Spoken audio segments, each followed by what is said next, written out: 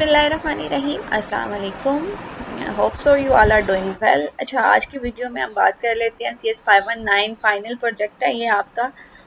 इसकी जो असाइनमेंट्स हैं वो आ चुकी हैं, तो उसको डिस्कस करते हैं कि ये बेसिकली है क्या और ये किस तरह से जो है वो प्रोसीड होता है और हम इसको किस तरह से लेकर चलते हैं। अच्छा, सबसे पहले तो टाइटल देख लें। इस स्टूडेंट का टाइटल है हमारे पास डिजिटल मार्ट। सबसे पहले आपने अपने प्रोजेक्ट की फ़ाइल डाउनलोड कर लेनी है। ऐसे आपने फ़ाइल डाउनलोड करनी है, इसमें आपके प्रोजेक्ट्स की रिक्वायरमेंट है। ठीक हो गया। उसके बाद आपकी असाइनमेंट नंबर 1 जो शो हो रही है वो है डॉक्यूमेंटेशन, और असाइनमेंट नंबर 2 जो शो हो रही है वो है फाइनल डिलीवरेबल, और इसकी डेट है 13 मई को आपने सबमिट करानी है, और जो असाइनमेंट 2 है वो 15 जुलाई, यानी कि ये आपकी मिड टर्म के बाद तक की चलेगी। आप फाइल को देख लेते हैं कि फाइल में क्या है। अच्छा, इससे पहले अगर आपने अपना प्रोजेक्ट करवाना है, आई एम अवेलेबल 0305619498 मेरा व्हाट्सअप नंबर है, आप वहाँ पे रब्ता कर सकते हैं। तो ये डिटेल आपको जो है ना स्क्रीन पर भी नज़र आ रही होगी, आप रब्ता कर सकते हैं इस नंबर पर 0305619498 पर। तो आपके जो जितने भी प्रोजेक्ट्स हैं वो डील किए जाते हैं। आप जो फाइल डाउनलोड की है ना उसको जो है वो देख लेते हैं। बेटा मिनट, यहाँ पे मैंने फ़ाइल डाउनलोड की थी, उसको ओपन करती हूँ और आपको समझाती हूँ कि ये बेसिकली है क्या। ये देखें, डिजिटल मार्ट स्टूडेंट का प्रोजेक्ट है, उसमें वेब प्रोग्रामिंग है हमारे पास। एब्स्ट्रैक्ट क्या है ये अच्छा, अब ये आपके फंक्शंस है, इसमें फंक्शन रिक्वायरमेंट्स भी हैं, नॉन फंक्शन रिक्वायरमेंट्स भी होंगी।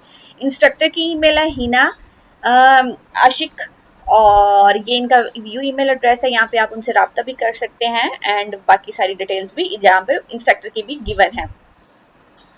अब इसमें बेसिकली हमने करना क्या है। Digital mart is a retail system design to help customer purchases a variety of daily use products such as groceries and household items. It enables the store to manage sales, inventory, and customer services efficiently while reaching a wider audience with the minimal investment. The system modernizes traditional retail operations and provide a convenient, organized, and user-friendly shopping experience. ठीक हो गया।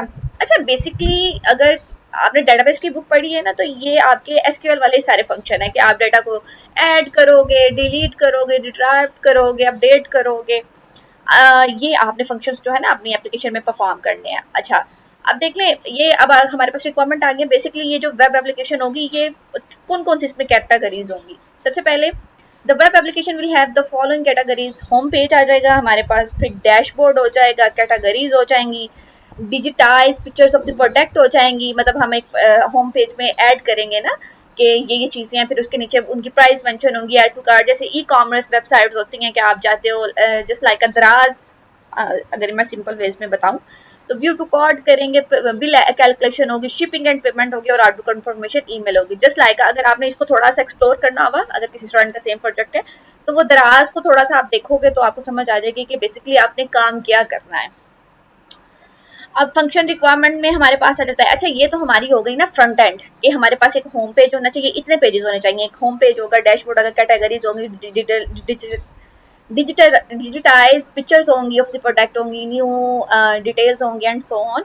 अब हमारे पास function requirements क्या हैं कि हमने करना क्या है। अब यूजर एक जो है वो हमारे पेज पर आ गया है, लाइक हमारे होम पेज पे आ गया, उसने क्या करना है, वो हमारी प्रोडक्ट को देख भी सकता है, सर्च भी कर सकता है विदाउट रजिस्ट्रेशन। यानी कि सबसे पहले तो अगर वो वेबसाइट पे क्लिक कर रहा है ना तो वेबसाइट उसको असेस दे रही है, ना कि वो वहाँ पे एक रजिस्ट्रेशन पोर्टल ओपन कर रही है कि जी आप पहले रजिस्टर करो फिर वेबसाइट आपको नजर आए। बहुत सी वेबसाइट पे इस तरह से भी होता है, लेकिन इसमें हमने क्या करना है कि जी हमने रजिस्ट्रेशन जो है वो रिस्ट्रिक्शन नहीं लगानी रजिस्ट्रेशन की। सबसे पहले तो कस्टमर आ रहा है, उसको एक फ्लाम बदलने का, यार ये वेबसाइट एक्सप्लोर करो, वो आ रहा है, वो देख रहा है विदाउट रजिस्ट्रेशन। हाँ, जैसे ही वो ऑर्डर प्लेस करेगा ना तब उसको रजिस्ट्रेशन करनी पड़ेगी। ठीक है, क्योंकि हमें भी तो क्लाइंट का डेटा चाहिए कि वो कौन है, कहाँ से है, और क्या इन्फॉर्मेशन जो है वो हमें दे रहा है।